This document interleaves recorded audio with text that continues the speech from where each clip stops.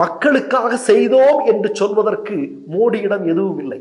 ஏறத்தாழ 14 வருடங்கள் இந்தியாவில் ஆட்சி பொறுப்பில் இருக்கிறார் மோடி. கொடுத்த வாக்குறுதிகளில் ஒன்றையாவது அவர் நிறைவேற்றி இருக்கிறாரா? 50 ரூபாய்க்கு பெட்ரோல் கொடுத்திருக்கிறாரா? கழிப்பறை எல்லோருக்கும் கட்டி கொடுத்திருக்கிறாரா? டாலர் மதிப்பை குறைத்திருக்கிறாரா? 2 கோடி பேருக்கு வேலை கொடுத்திருக்கிறாரா? 15 லட்சம் கொடுத்திருக்கிறாரா? இதுல ஏதாவது ஒன்று இந்தியாவில் இருக்கக்கூடிய எந்த கட்சியை நீங்கள் எடுத்துக்கொள்ளுங்கள், அவர்கள் தேர்தல் வாக்குறுதிகளாக கொடுத்ததில் பலவற்றை நிறைவேற்றி இருப்பார்கள், சிலதை செய்யாமல் இருந்திருப்பார்கள். ஆனால் மோடியும் RSS பாஜக கும்பலும் தான் தேர்தல் வாக்குறுதியாக கொடுத்தவற்றில் ஒன்றை கூட நிறைவேற்றாமல் இருக்கிறார்கள்.